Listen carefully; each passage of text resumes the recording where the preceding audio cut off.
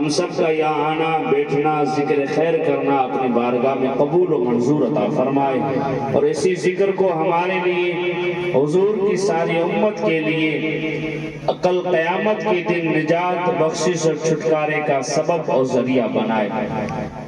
اللہ کے نبی صلی اللہ علیہ وسلم کی حدیث پاک سے اپنی گفتگو کا آغاز کروں۔ غیب دہ نبی صلی اللہ تعالی علیہ وسلم نے ارشاد فرمایا،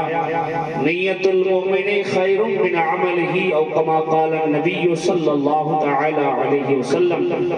اللہ کے نبی نے فرمایا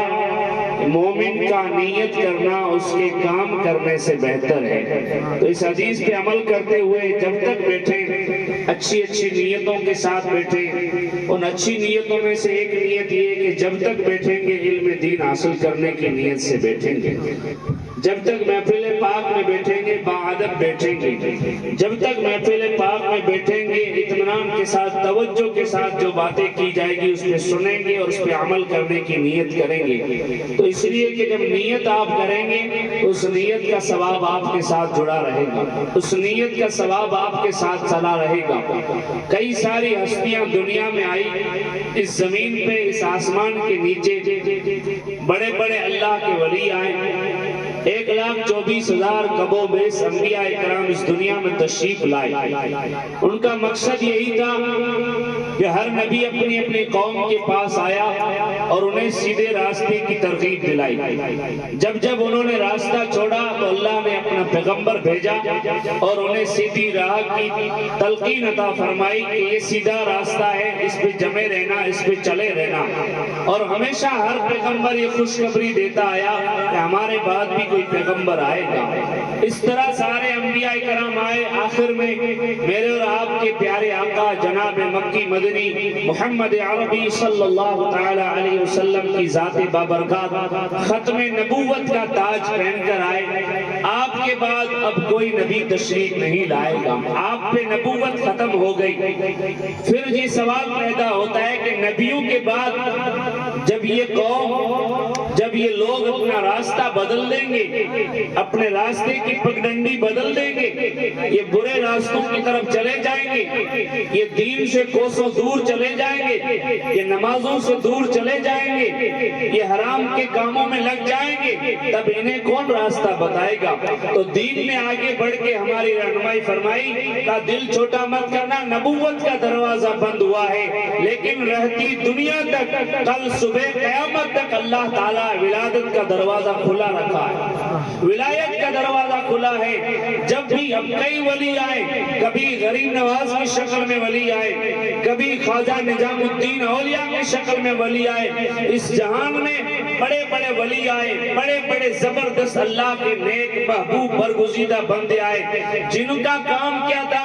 اللہ اس کے رسول کو یاد کرنا۔ ساری زندگی ولیوں کی زندگی آپ پڑھیں گے، اللہ والوں کی زندگی پڑھیں گے۔ اس وقت ہم بھی ایک اللہ کے ولی کے سائے میں بیٹھے ہوئے جسے سلمان شاہ پیر کہتے ہیں، بہت بڑی ہستی کا نام ہے۔ الحمدللہ یہ میرا خود کا تجربہ ہے، جب اس ولی کامل کے دربار میں حاضری ہم دیتے ہیں تو ایک سکون سا دل پہ چھا جاتا ہے۔ انسان اگر بے قرار ہو جائے،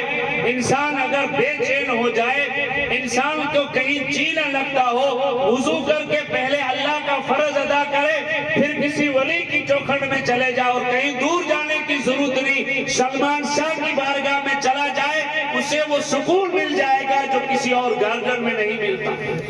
الحمدللہ اتنے بڑے ولی کی بارگاہ میں اس وقت ہم پاس میں بیٹھے، ان کا بھی عرش قریب آ رہا ہے الحمدللہ۔ تو میں عرض یہ کر رہا تھا، ہر ولی دنیا میں آیا، اس کی بڑی کوشش یہ تھی کہ دن میں لوگوں کی خدمت کیا کرتے تھے، رات میں مصلی بچھا کے رب کو یاد کیا کرتے تھے۔ پہلے جب آگ لگ جاتی تھی تو کتابوں میں لکھا ہے کہیں آگ لگ جاتی یا آندھی طوفان آ جاتا تو اللہ کا ولی اپنی جھوپڑ پٹی سے نکلتا تھا، اللہ کا ولی اپنی جھوپڑی کو چھوڑ کے نکلتا تھا اور یہی کہتا تھا کہ یا اللہ آج میری سجدہ، آج جو میرا تہجد کا سجدہ وہ قضا ہوا، اس لیے یہ آگ آئی ہے، اس لیے یہ باڑھ آئی ہے۔ یہ اللہ کے ولیوں کی بہت بڑی کوالٹی ہے۔ اور حضور غوث پاک صرف ولی نہیں، ولیوں کے سردار ہیں۔ غوث پاک صرف قطب نہیں، تمام قطب جہاں سے بنتے ہیں، جس کے قدم کی برکت سے ولایت تقسیم ہوتی ہے اس کا نام حضور غوث پاک ہے، جس نے ساری زندگی اللہ اس کے رسول کے ذکر میں گزاری،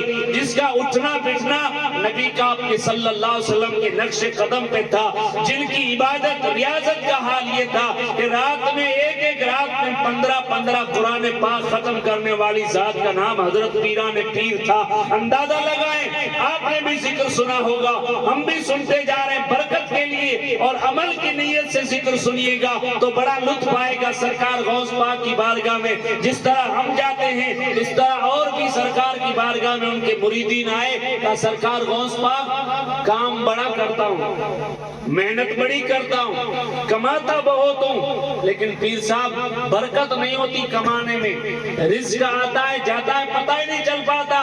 غوث پاک نے نہ اس سے مرچی دی، نہ نیمبو دیا، نہ دھاگا دیا، کچھ بھی نہیں دیا، کہا آج چلا جا، کچھ دنوں کے بعد واپس آنا۔ وہ مرید واپس پلٹ کے آیا سرکار غوث پاک پیران پیر کی بارگاہ میں، کہا وہی شکایت لے کے آؤ، تو کہا تیرا گھر کہاں ہے؟ تو اس مرید نے کہا میرا گھر بالکل نکڑ پہ، جہاں سے ہمیشہ لوگ آتے جاتے رہتے ہیں، ہمیشہ لوگوں کا گزر رہتا ہے، جہاں بالکل عام پبلک رہتی چلتی رہتی ہے، ایک بڑا راستہ ہے۔ تو کہا صرف اتنا کام کرنا کہ اس گھر کے آگے پردہ لگا دینا کہ آنے جانے والوں کی نظریں نہ پڑے، ایسا کام کر دینا۔ تو کہا پیر صاحب کوئی تعویذ، کوئی دھاگا، کوئی مرچی، کوئی نیمبو کا کچھ نہیں، صرف اتنا کام کر لینا، اگر اللہ نے چاہا تو اللہ تیری روزی میں برکت عطا فرمائے گا، اگر اللہ نے چاہا تو تیری روزی میں اللہ خوب برکت عطا فرمائے گا۔ یقین کامل لے کے مرشد نے جو کہا اس پہ ڈٹ کے عمل کر کے یہ کماتا رہا، جو مرشد نے کہا اس پہ عمل کیا۔ وقت گزرتا گیا، 1-2 مہینے سال بھر کے بعد جب واپس آیا پیر صاحب کی بارگاہ میں تحفہ لے کے آیا، کچھ میٹھا لے کے آیا، سلام کرنے کے بعد کہا پیر صاحب آپ نے نہ مجھے دھاگا دیا نہ نیمبو دیا، کچھ بھی نہیں دیا، آپ نے جو کہا میں نے وہ کیا، الحمدللہ اللہ کے فضل و کرم سے اللہ نے میری روزی میں بڑی برکت عطا فرمائی۔ تو کہا پیر صاحب مجھے ایک بات سمجھ میں نہیں آئی، صرف اتنا کرنے سے روزی بڑھ جاتی ہے؟ پیر صاحب نے کہا یہ صرف اتنا مت سمجھ، اس میں بہت بڑا اللہ کا راز ہے، بہت بڑی اللہ کی حکمتیں ہیں، اللہ کا بہت خفیہ بچا ہوا راز ہے۔ تو کہا پیر صاحب ذرا بتا دے۔ تو کہا تیرا گھر تھا بالکل ایک چوراہے پہ، تیرا گھر تھا ایسی جگہ پہ جہاں لوگوں کا آنا جانا رہتا تھا، رات و دن وہاں سے لوگ گزرتے تھے اور ان میں سے کئی لوگ ایسے تھے جو بے نمازی تھے۔ اب اندازہ لگائیں، اس بات سے یہ بھی پتا چلے گا کہ نماز نہ پڑھنے کا انجام کیا ہے، نماز نہ پڑھنے کے بارے میں اللہ اور اس کے رسول کی وعیدیں کیا ہیں۔ فرمایا تیرا گھر نکڑ پہ تھا، وہاں سے نمازیوں کی آوک جاوک رہتی تھی، نمازی بے نمازی کئی لوگ جاتے تھے، ان میں سے کئی لوگ ایسے ہیں جو بے نمازی ہیں، اور جہاں بے نمازی کی نظریں جاتی ہے اللہ اس گھر سے اس کی روزی سے برکتیں اٹھا لیتا۔ اب اندازہ لگائیں، گھر میں 4 لوگ 5 لوگ 10 لوگ ہیں، 10 بے نمازی، 10 بیٹیاں بے نمازی، تو ہم اگرچہ میرا یہ اپنا وجدان ہے، اگر قرآن شریف پورا گلے میں لٹکا کے گھومیں باندھ لیں، وہ برکت نہیں ملنی ہے جو اللہ اس کے رسول کو آپ کو دے۔ تو حضور غوث پاک کی زندگی کے ایک بہترین واقعے سے ہمیں یہ سبق لینا چاہیے کہ نماز اول فرض ہے اللہ، نماز بہت اہم چیز ہے، نماز ہے جو کل قبر میں سہارا بنے گی۔ یہ وہ سجدے ہیں جسے ہم گپ شپ میں نکال دیتے ہیں، یہ وہ قیمتی آذانیں ہیں جو ہمیں بھلائی کی طرف بلاتی ہے، اسے ہم اگنور کر دیتے ہیں، ہم اسے بھلا کے باتوں میں چھوڑ دیتے ہیں۔ یاد رکھیے گا یہی وہ سجدے ہیں جو کل قبر کے اندھیرے کے اندر روشنی کی نور عطا فرمائے۔ حضور غوث پاک کی زندگی کو دیکھیے، کیسی کیسی نمازیں انہوں نے پڑھی۔ 25 سال کے پیریڈ میں آپ جنگلوں میں گھومتے رہے، درختوں کے پتے کھائے، سمندروں کا پانی پیا، روزے پہ روزہ رکھا۔ غوث پاک اتنا کیوں کر رہے ہو؟ آپ تو ولیوں کے شہنشاہ ہیں، آپ تو سردار اولیاء ہیں، اللہ نے آپ کو بڑا نوازا ہے، آپ تو جیتے جاگتے جنتی ہیں، آپ نے اتنا قرآن پڑھا، آپ کو ماں کے پیٹ میں پیدا ہوئے تب بھی ولی تھے، آپ ولی بن کے آئے، پھر بھی آپ اتنا کر رہے؟ تو کہا ہاں کرنا پڑے گا، اس لیے کہ جو زمین پر رہ کے رب کو راضی کرتا ہے جب وہ زمین میں جاتا ہے تو جتنے بھی لوگ ہوتے ہیں وہ سب اس کا چرچا ہر 11ویں مہینے کی 11 تاریخ کو کرتے رہتے ہیں۔ اندازہ لگائیے جو زمین پر رہ کے رب کو یاد کرتا ہے، جو زمین پر رہ کے اپنے مولا کو یاد کرتا ہے، جو زمین پر رہ کے اپنے رب کو نہیں ملتا،